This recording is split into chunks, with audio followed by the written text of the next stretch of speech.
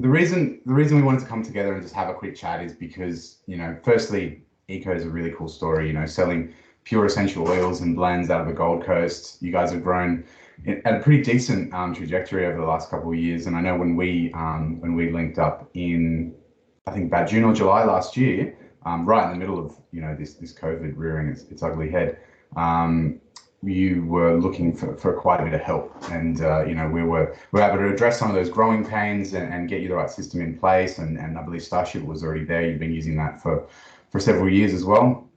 So I'm just gonna ask you a few questions, and I'd like you just to share some of your experiences. We'll go through some stuff that's focused on you and Eco, and then we might talk to Peoplevox a bit, and then I'll allow Jenn to jump in with some questions of her own, focusing on more of the dispatch end of the order life. So this January actually represents your 7th year or your 7th anniversary with Eco Modern. Congratulations in advance. Thank you. And now, how do you think, or how have you, through your experience, seen the business grow from the early days?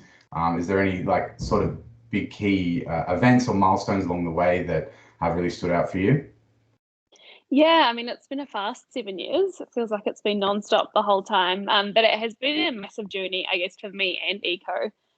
Traditionally, when I started here, it was more of a wholesale and export based business. So focusing on getting into bricks and mortar stores, really big across trade shows and exporting worldwide. So I guess the big shift for us was when we really started to invest in e-com and direct to consumer.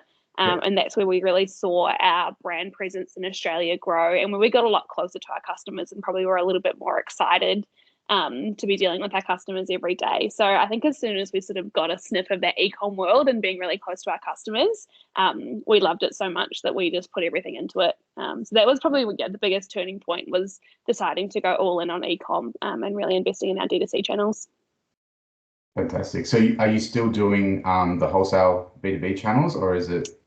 Yeah. I think it's always important for us to have diversification in our channels, and that's where we've come from as well. So we have really great export customers that we work closely with, and great wholesale channels that we've got set up in Australia. So it'll always be there for us. But again, it's hard when you're dealing with buyers and not directly with your customers. You're not quite getting that direct feedback or excitement that you sort of get from the e-commerce side of things. Yeah, it's that end consumer feedback that's really powerful when helping make strategic decisions moving forward that are affecting your products, everything like that, right? So do you have any recollection of when sales orders increased? This might have been before we spoke or caught up last year or sooner, but when sales sort of reached a point that your fulfillment team or the processes you had in place just couldn't keep up anymore? Yeah, so it was probably about 2018, 2019, where we really started investing in our community and really growing that community and that customer base, talking with them a lot more directly through our Facebook family and those sorts of channels, where we saw a lot more engagement and return customer rates, and our order volumes really started to pick up. And at that time, we were using a paper system, and it was all very manual. We'd be picking one order at a time. I distinctly remember, I think it was our cyber sale at the end of 2019, and we had no idea how many orders we had left to go. We just knew by how many stacks of paper we had left of how many orders we had to get through. So I was like, okay, we've got 5 stacks of paper left. We're doing really well. So and at the time, we were really efficient with the systems we were using, so we're making the most out of them, but it was just chaos. So it was probably about that time where our community really started to grow, and we started to invest in the big e-com events like cyber and end of financial years and afterpay sales and stuff like that, where we had really big peaks in order volumes, and we just weren't able to, our day-to-day we were managing quite well, but it was those peaks that we were just really drowning and struggling with. Yeah, it's generally those events, those sales periods that everyone it's kind of all hands on deck, and you're pulling people from all these different departments in the business just to help get through those towers of paper, right? It's interesting. I'd be in the warehouse every day trying to pack orders and then go back up and do my day job at night time. It was horrible. So that was when I knew I had to invest in a system so that I could actually do my job. Yeah, exactly. All right, well, I suppose that's a nice segue into when we connected up last year. How did you hear about Peoplevox to begin with, and I suppose, is there a key point or a key bit of value behind Peoplevox that made you go with us? Yeah, so I think it was definitely the end of 2019, sort of early 2020, that we knew we needed a system, and we had not long ago recruited a sort of like a admin and warehouse ops staff member who had come from SurfStitch. So she had some amazing experience with the paperless systems that they were using. And so she was really our driver in saying, like, what you guys are doing is pretty archaic. Like, we really need to turn this on its head and get something that's going to get us through not only what we're doing now, but what we're going to be seeing in the next couple of years. So I worked really closely with her to research the systems that were out there. Obviously, we didn't have the capacity to custom build our own paperless system, so it was looking for the right provider to go with. And I reached out through like a lot of the Shopify Plus communities that I'm in, like the Facebook groups and our merchant success manager as well. And there were a couple key ones that came up a lot. And after, I guess, researching those, there was probably two main systems that really ticked all of our boxes. And I think, being the data nerd that I am, Peoplevox was the one that I was leaning towards, with the really like analytical capacity that they have and the dashboards you can build, and really seeing the full flow of what your system is. So that was probably what made me lean towards Peoplevox, and why we ended up going with you guys. Yeah, awesome. I think on the dashboards, I think collecting data is one thing, but being able to reproduce it into a consumable manner, so you're not just staring at numbers in a table, it's really important. That's really cool. Thanks for sharing. So when you went live in August, what were your first impressions on working? Well, maybe you didn't have too much direct involvement. Maybe that was your warehouse manager that you mentioned was brought on board and sort of highlighted that there was some improvements you could make. Did you get some of their feedback, or what was the general sense around the business when you first started operating on the WMS? Yeah, so myself and the warehouse manager were super hands-on through the whole rollout process. And we worked really closely. You have like an onboarding manager with Peoplevox, so we'd have meetings with him twice a week, I think, for the 6 weeks leading up to go live. So it was really thorough getting us across the whole systems, and we had to make sure that we weren't going to have any downtime when we went live as well, was our biggest worry. Sure.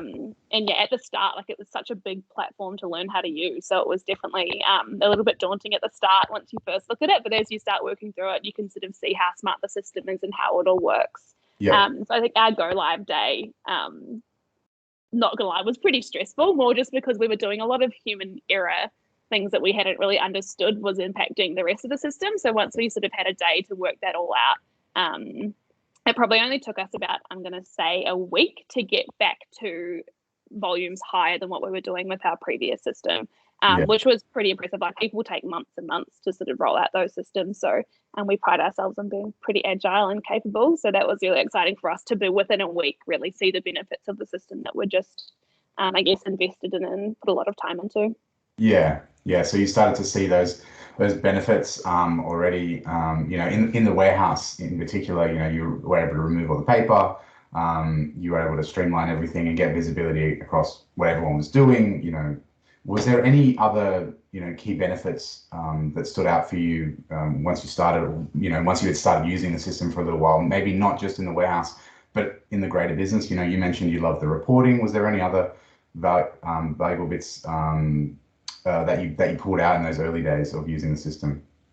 Yeah, I think the accuracy was one of the biggest ones for us. We are really involved in our community and our customers, and everything we do is to make sure our customers are super happy across every touch point of their journey. So one, we were able to get orders out faster and in time, and not just have stacks of paper getting lost in the warehouse. So yeah, speed was the first one, and then order accuracy. So you don't have that human error, I guess, element of picking the wrong product and not noticing, or having one product instead of two products. So with that scanning capability, like, our order accuracy was perfect. So that was the main thing, I guess. The feedback from our customer support staff was that customers, we just weren't having those upset customers anymore, which was awesome for us. Like, that was one of the biggest wins, as well as being paperless and more efficient. Yeah, and I think from what I've experienced with Eco, you are a very customer-centric business that prides themselves on getting that customer feedback. And you mentioned that before about when you started selling into the direct-to-consumer market, that you really loved that end consumer feedback and reviews. And I think it works alongside of that by being able to get on top of your orders, being able to get on top of the accuracy, get through them fast. You're not worrying about towers of paper everywhere. Everyone's getting their products in a nice, timely manner in the products they've ordered. That's what I suppose every e-commerce business should really be aiming to achieve. Now, we've got to probably address the elephant in the room, and that is we're around the corner from another pretty daunting and scary peak season. They seem to be creeping up earlier and earlier each year. Maybe I'm still older and the days are going faster. But I mean, this year's a bit of a weird one. Again, last year was super odd and record breaking in its own right. This year has already been heralded as potentially a record breaker or bigger than last year, but it's going to be maybe done in a little bit of a different manner, not your just traditional Black Friday, Cyber Monday sales everywhere. Maybe people are doing things a little bit outside the box this year. Have you guys thought of any things? Have you got any campaigns underway that are a little bit outside of the box, prepping for peak season? And I suppose the second part of that question is, do you see your processes in place at the moment being able to support that growth, not just for the peak season, but into next year? Yeah, so we definitely do. We're trying to do a few new exciting things for our customers. Can't give away too much just yet, but it's been a long time of planning. But then I guess for us on the other side of all of that planning is the impact that's going to have on our warehouse and being able to get the increased volume of orders out. Sometimes we can see our launch day of our cyber campaigns like 10 times what a normal dispatch day for us would look like. Yeah. So I guess the ability that we have now is we have such visibility over all of that data. So when orders are coming through, we know exactly how many we've got to go. We know how many orders can be picked and dispatched per day. So the planning for that is a lot slicker, and just the ability that we have to flex our stuff up and down based on the orders that we're seeing is so much better as well. So we can plan sort of our casual staff flexing around the orders that we're seeing in there daily. It's definitely something that it's hard to forecast this year as well, I think, especially from what we did see last year. So I sometimes just feel like I'm throwing numbers out there without the best data to go from. So for us, it's forecasting as best as we can so that we can have those our staff ready to flex up, and then we have the ability to react every day based on the actual data that we're seeing. We definitely feel like we're in the best place we've been in the past couple of years in terms of having the ability to scale with the systems. And having hopefully some good forecasting data from the finance people, which is myself. Yeah. Hopefully. I mean, it's one thing to be prepping for this for months, and then if you don't have everything in place, or your T's crossed and your I's dotted, then things will start to fall over. And again, you're going to be pulling people from different departments to help get through the bulk of these orders. But I mean, we're only really looking at one piece of it, within Peoplevox. We're, handling receipt of your stock. We're getting those orders in, getting them out nice and fast and nice and accurately. But that's one part really of fulfillment that we're looking after. I suppose the other part is when we're looking at the dispatch side, when we're looking at the last mile delivery, when we're communicating with our couriers, which probably has never been more painful potentially, or never been more sensitive time, just with backlogs and stress on the network. I think it's probably a good time for me to hand over to Jenn to ask some more dispatch specific questions. I don't know how sensitive shipping is for you at the moment, Natalie. I know with all of the updates that we've seen from postal services and couriers of late, it is a tricky time. There's a lot of backlog and congestion, and obviously all of the lockdown laws don't help on top of that. But one of the things that I think is super exciting is to see that, I mean, we actually came on board just probably about a year prior to Peoplevox. So you've been using us for a little bit of time, or maybe even 18 months or so. I was still sketchy on the date. You joined us in June, and I guess I'm really curious, before we sort of jump into the details of shipping, what was life like prior to switching on shipping automation? Because I hear you talking about paper trail, and we come across that a lot in shipping with generating, shipping labels. So I can imagine you must have had double the amount of paper trail prior to Peoplevox. Maybe run me through the process like for you. and the team? I do remember a time where we used to physically write out every name and address from the order onto our satchels.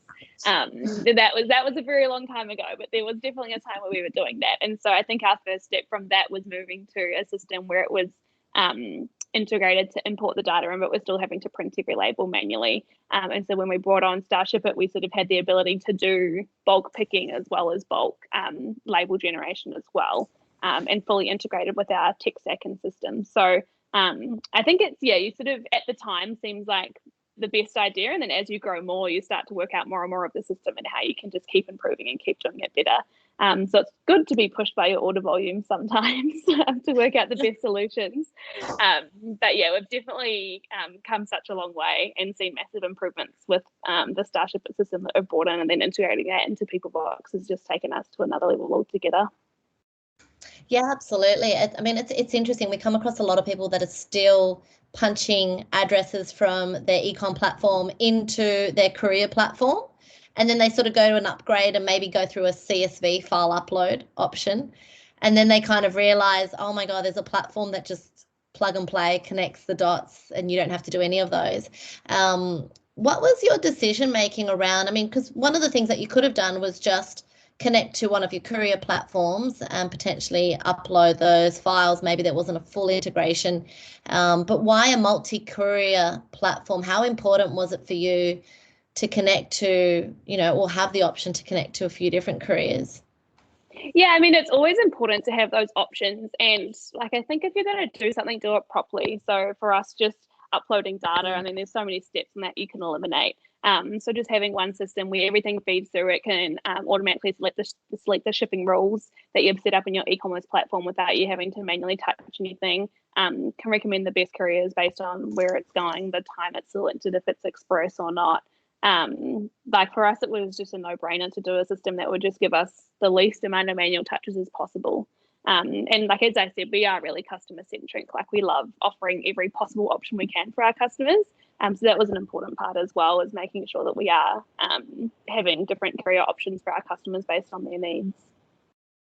That's a really good point. I mean, a lot of people come to our platform to solve, I guess, a lot of different problems. The biggest one is to reduce those dispatch times, and just, I guess, reduce all the errors that can possibly happen. And like you mentioned, use rules to make it easier for staff and not have to train people on when to use which courier for what. But you bring up a really good point that a lot of people often miss. The fact that having lots of different options at the checkout can be really valuable to your clients. So, I mean, 10 years ago, standard shipping, if you had standard shipping and you introduced express, that was brilliant, right? And now we've progressed to, if you've got some flat rate options, that's really good. And I guess we're starting to fast forward and look at, on demand and a whole bunch of different crowdsourced delivery and all these different solutions. And I know that you're exporting to 16 different countries now, probably even more, to be honest. How much of a correlation have you seen with sales at checkout when you do have those options, or, really good shipping pricing strategy? I mean, are you seeing an uptake in sales or, customer lifetime value at all? Yeah, you can definitely see a big impact on conversion rates when you are offering that for customers. Like, you never know what your customers are wanting, and it's probably not until they get to the checkout where they're really starting to weigh up those options and sort of see what you do have there. And I guess the nature of us having wholesalers as well means that sometimes we are competing against our wholesalers for shipping and delivery as well for that product to a customer. So it's so important for us just to give the customers every option they could ever want, which means that they won't start looking somewhere else to see if there's a faster shipping time. So that helps with conversions in itself. And I think customers are just, really used to really clever players like The Iconic or Catch of the Day, or, those really big e-com players that have such smart solutions that you can't afford to not have that available for your customers. Otherwise, you're just going to annoy them. They're going to go somewhere else. So for us, it's just about providing them every single thing they could possibly want, and then it's sort of up to them to what they choose to proceed with that delivery. Oh, absolutely. I mean, I think there's that big statistic that, I mean, it's forever changing, but I think it's sitting around 85% of decisions at checkout are impacted by shipping. That final decision. So I can imagine all the cost of acquiring the customer to the checkout and investing in the brand and the products. You just don't want to lose them because of shipping. When you switched on Peoplevox, we saw some really cool things happen with your volume, and just efficiencies. Your dispatch time was shortened, and we were just sort of exploring and going, wow, that's pretty phenomenal. I mean, you had the shipping dispatch, which was, those times have been reduced, which was great with automation, and then seeing Peoplevox come into the fold, it was really a great formula to, really, I guess, set you up to scale. So well done on that move as well. Yeah, thank you. It's definitely important to us. We promise our customers some pretty tight SLAs around dispatching same day, and especially for Express, making sure it gets there when they want it. So you're having the smart systems that let us do that as stress-free as possible is a game changer for us. So no, we're really happy. Yeah, no, awesome. I think just to finish on the point about what's happening in the media at the moment with shipping and all of the delays, we've seen a massive spike in our business because everyone's looking to future-proof and have those backup career options. What's your position or thoughts around, there's often this debate of rather have all my eggs in one basket, I get the best shipping price and the best discounts, and then you've got the other debate of, oh, but what happens if they're late for pickups or there's delays or there's congestion and all that sort of thing. And I know you're using sort of 3-4 couriers at the moment. So I'm assuming you're leaning towards, I guess, diversification, but how difficult is it to manage that today? It is pretty difficult, and we love working with partners and building really big relationships with them and longevity in those relationships. So for us, it's not always about skimming around to get the best price. It's about building those relationships. But then sometimes, you've got COVID impacts that no one can foresee, that no one can proof themselves against. So it is important as a business to future-proof yourself and have other options. Like for us, our go-to is always Australia Post. We've had a great relationship with them, and we don't often see, many issues. But then when times like this happen, they have to close facilities and areas and things, they've got backlogs. So it is important for our customers to have other options. But yeah, we'll always work on strengthening those relationships and then having those other options available when we need them. Yeah, absolutely. And I know you've done really well on your website with sharing some of those, delivery delays and just being really transparent with communication, and, the general public understands those things. I mean, we're really big on strengthening partnerships as well. So it's great that you have, those long-term partnerships who are there through the thick and thin. Yeah, definitely. Yeah, just got to make our customers happy is the main thing, and then we'll work out the rest behind the scenes. Absolutely. Cool. Thank you. Thanks for those questions, Jen, and thanks, Natalie. Look, I think to summarize, every e-commerce business is very different. It has its own quirks and goes through its own sort of journey. Although sometimes destinations look alike, journeys are always very different, and there's never necessarily the right time to do things. It's when you deem that you're growing to a point of needing to look at different areas of improvement. That constant or continuous improvement is something that's pretty paramount in a fast growing industry like e-commerce.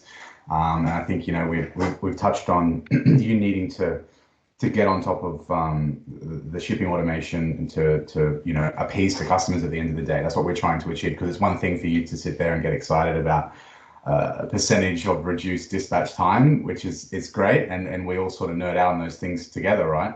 But our customers don't care. They want their product. They enjoy that. There's that excitement of when it gets to the doorstep. They get to the whole unboxing or opening up their delivery, or even if it's a gift, it goes that one step further, right? So keeping customers in mind, you've been able to achieve some pretty impressive stuff with the business, and I think that's sort of the blueprint for how the business will continue to grow into the future. Definitely is. Yeah, cool. I don't really have anything else to add there. That's kind of all I wanted to say. Jen, did you have anything else that you wanted to add? No. That was I learnt so much from that chat as well. So thank you, Natalie. That was exciting to connect again and just hear your journey. You're definitely prepared for this season. We'll see when it hits. Try and be as prepared as you can, but you never know. But Yeah. we're excited. I think months of preparation, boil down to that first few hours when it all kicks off, and then you're already like, well, why didn't we think of this? Yeah. Yeah. No, it'll be an exciting festive season. Exactly. And we wish you the absolute best of luck. We're going to be there virtually or digitally holding your hand throughout the event, and over peak season, everything like that. And we do wish you the best of luck for it, and look forward to catching up. Hopefully we're allowed to travel in the new year, and we can catch up with you. Yes, I know. Hopefully we'll have some sort of travel back on sometime soon. But I'm excited for you guys that you've got some more freedom, and hopefully we'll be back to normal. Fingers crossed. Yeah. All right, awesome. Thank you so much, Jennifer Diaz. Thank you so much, Natalie Peat. I really appreciate your time. And again, wishing you the best of luck for peak season. Awesome. Thanks so much, guys. Lovely to chat with you. Likewise. Thanks, Nick. Thanks, Natalie. Thanks. Have a good day. Bye.